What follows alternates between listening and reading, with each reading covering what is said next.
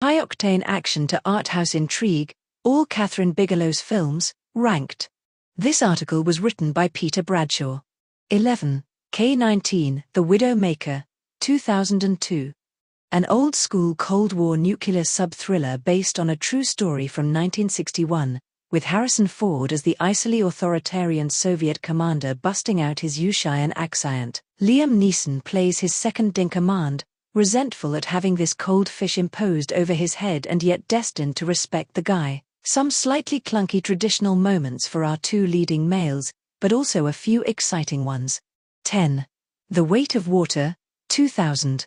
At the time, this cerebral and multi-layered psychological drama was sympathetically received as Kathryn Bigelow's, possibly permanent, pivot to arthouse-type filmmaking and away from the high-impact action genre. Catherine McCormack plays a journalist researching the 19th-century murders of Norwegian immigrants, who notices an eerie parallel between a witness to these slayings and herself. An interesting, worthwhile film, though maybe a bit weighty and watery. Audiences would later come to see that, for Bigelow, action was the real artistry.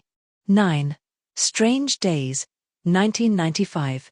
This is a head-trippy dystopian thriller with a touch of modish millennial angst, co-written by Bigelow's former partner James Cameron. The elements of virtual reality chime with the industry's enduring reverence for Philip K. Dick, and the film arguably anticipates the debate on AI. In 1999, LA is a futuristic, lawless hellhole, and winsomely creepy Ralph Fiennes plays a black marketeer whose immersive sensory tech allows his customers to experience other people's thrills, including those of violent crime. Bold and lively, technically sensational but maybe a bit overwrought and even clumsy. 8. Blue Steel, 1990. Generations of moviegoers now associate this title with fashion model Derek Zoolander and his most compellingly sexy yet complex facial expression. But Bigelow was there first with this film, co-produced by Oliver Stone, showing the steel of a courageous woman in blue, gutsy rookie cop Meghan Turner, played by Jamie Lee Curtis. She accidentally kills a criminal whose gun is stolen at the crime scene by a psychopath. This man then embarks on an obsessive affair with Meghan, who doesn't realize how their paths have crossed. The audacity and sheer hard-boiled craziness of this movie have won it a place in the hearts of the Bigelow and Curtis fans. 7. Zero Dark 30, 2012. Bigelow's punchy war on terror procedural thriller took on the U.S. Special Forces mission to apprehend, or rather assassinate, Al-Qaeda chief Osama bin Laden, who they discovered was hiding out in Abbottabad, Pakistan, with the soldiers nail-bitingly beginning their raid at midnight or 0:30. Some tension and thrills, undoubtedly, although as the film was released more than a decade after 9/11, critics wondered if any more perspective could have been shone on proceedings. There was also the contentious point about whether usable intel was obtained through CIA torture, a topic that elicited Amy Poehler's classic line about the film at the Golden Globes: "When it comes to torture, I trust the lady who spent 3 years married to James Cameron." 6. Near Dark, 1987.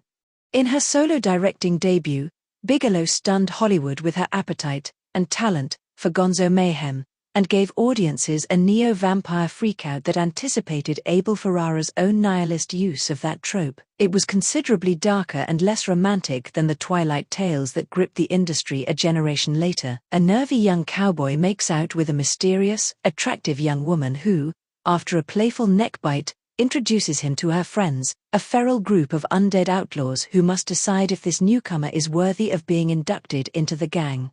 5. Detroit, 2017. A tough, fierce, socially engaged picture on which Bigelow worked with her longtime screenwriter Mark Bowl. This was about the Algiers motel murders, a police brutality incident that took place during Detroit's 12th Street riot in 1967. It brought the fraught history of racism into parallel with an episode of musical history, the early career of the soul group, the Dramatics. John Boyega plays Melvin Dismukes, a black security guard who wanted to support the police on a night of disorder, but became the intimate and disenchanted witness to white officers' paranoid racism. And, alongside that, the Dramatics find that their debut concert is cancelled because of the riot, but are then called to a recording session that night. A bold, muscular movie. 4. The Loveless, 1981.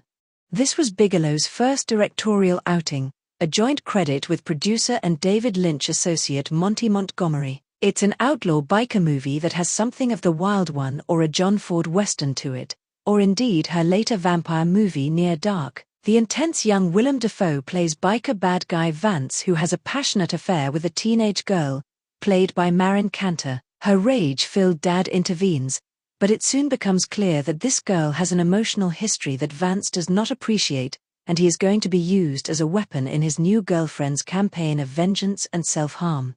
3. Point Break, 1991. The generic strangeness and uniqueness of Point Break is what makes it a cult masterpiece, an action bromance that is a heist movie, but also a surf movie, and the surfers are charismatic outlaws like the bikers in The Loveless and vampires in Near Dark.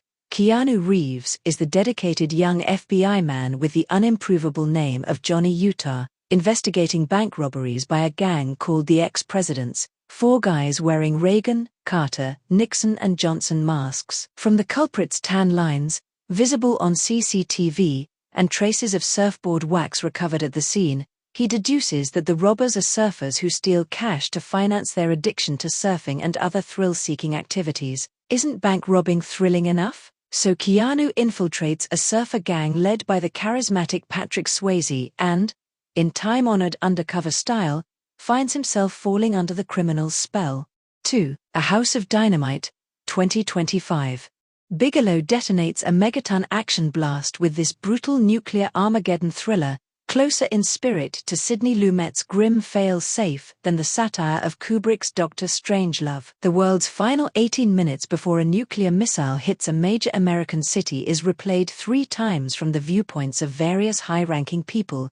Finally, that of the stunned and helpless president, played by Idris Elba. The disorientation and unthinkable horror are refined and amplified with each reiteration, with particular emphasis on the high-spending incompetence and mendacity of the military-industrial complex that took the U.S. taxpayer for billions of dollars to no effect.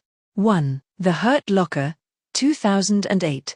Bigelow's blazingly powerful The Hurt Locker was the nearest Hollywood came to a compelling anti-war movie about the retaliatory campaign that followed 9/11. It is about the long, painful, futile endgame in Iraq, asymmetric warfare in which the enemy cannot be engaged in any meaningful sense. Military patrols go round and round in the desert, and endure an almost existential wait to be killed by an eyed. Jeremy Renner made his name playing the scary Staff Sergeant William James, a bomb disposal officer who, driven mad by the sheer fatal emptiness of what they are doing, has chosen to disable bombs himself, rather than using robots that can be remotely piloted into the danger zone, and often even refuses to use protective safety gear. Is he simply mad? Or does he want to mainline the craziness of war into his veins? Or does he, in some even more poignant sense, want to reclaim the honor of a soldier's death in combat? A superbly bleak film that also, as ever with Bigelow, delivers a grade action and thrills. From high-octane action to arthouse intrigue,